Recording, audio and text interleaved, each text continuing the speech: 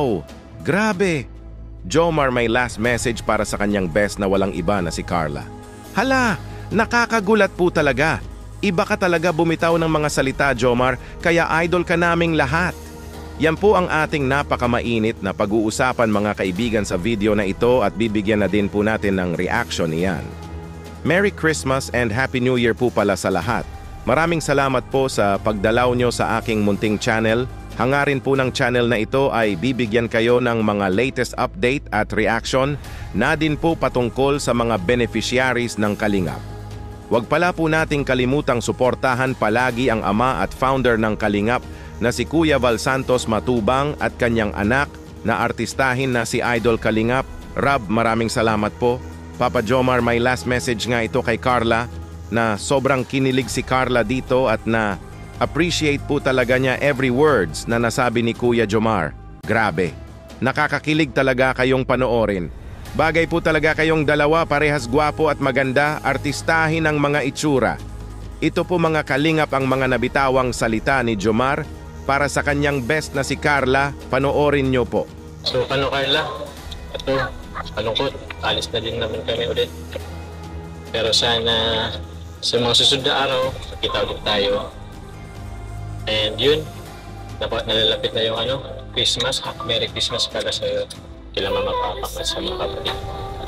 Sana magkita ulit tayo very soon. Tapos sana dumating yung pagkakataon na, or panahon na pwede tayo magkita anytime. So yun, nilook forward ko yun. Medyo malungkot nga eh.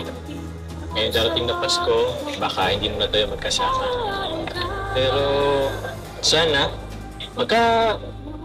tayo?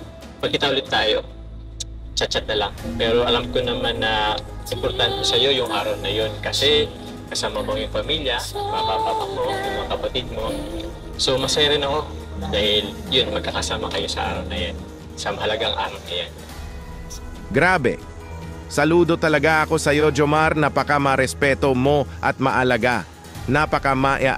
Lahanin mo kay Carla. Baka sa sobrang sweet mo kay Carla, ay mas lalo pang ma-in love si Carla. Sa'yo, Papa Jomar, para sa akin lang po iyan mga kalingap na mukhang may something si Carla na feelings para kay Jomar. Para sa inyo po ba mga kalingap? May nararamdaman na ba kaya si Carla kay Jomar? Comment nyo lang po iyan. Grabe po talaga ang memories na nagkasama sila Jomar at Carla sa taong 2023. Kaya ganun na talaga ang mensahe ni Jomar kay Carla. 2 buwan din po kasi silang magka-love team at mas nakikilala na po talaga nila ang isa't isa. Kaya siguro ay nami-miss po talaga ni Jomar si Carla. Kaya nasabi niya na sana ay magkita pa sila ulit ngayong bagong taon nga at kung di man sila magkita ng personal ay mag-chat lang daw sila sa isa't isa. Grabe ka Jomar, siguro in love ka na talaga kay Carla.